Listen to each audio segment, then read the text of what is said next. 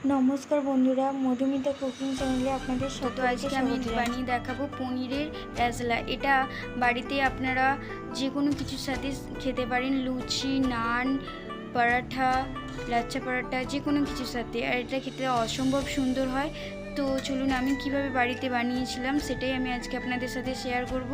प्रथमे आमी एखाने निये निয়েছি 200 ग्राम पनिर, सेटाके आमी आमार इच्छा मतन शेप दिए केटे निচ্ছি। आपनारा आपनादेर इच्छा मतन शेप दिए केटे नेবেন। तो आमार पनिरगुलो देखुन प्राय काटा हये गिয়েছে। तो पनिरगुलो काटा हये जाওয়ার পর आमी একটা पेस्ट तैरी करब मशला। तार जोन्नो मिक्सिते निये निচ্ছি अल्प भाঙা काजू और दिए दिচ্ছি पोस्त দিয়ে এটাকে আমি একটা শুকনো অবস্থাতেই মিহি পেস্ট তৈরি করে নেব। তা আমার দেখুন মিহি পেস্ট তৈরি করা হয়ে গেছে। এরপর ওই মিহি পেস্টটাতে দিয়ে দিচ্ছি কিশমিশ আর 5টা কাঁচা লঙ্কা। এতে একটু জল মিশিয়ে আমি এর একটা ঠিক পেস্ট তৈরি করে নেব।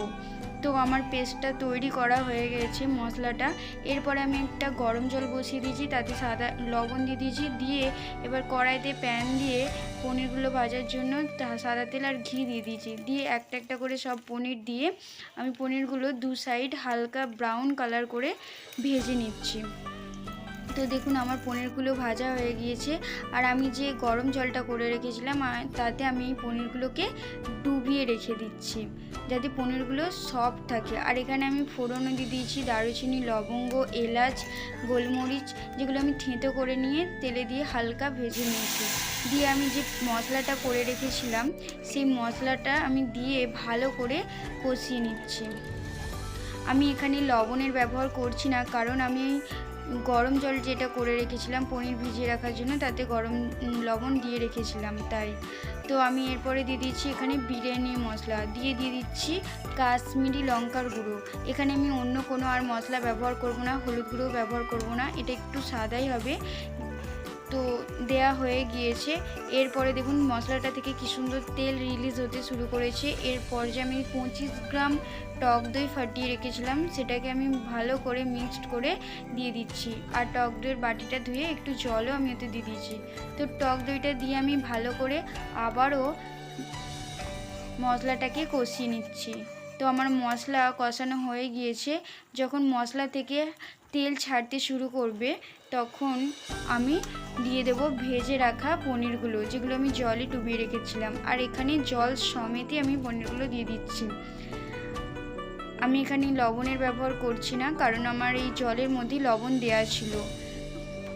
এই রান্নাতে আর সেরকম কিছুই মশলা লাগবে না।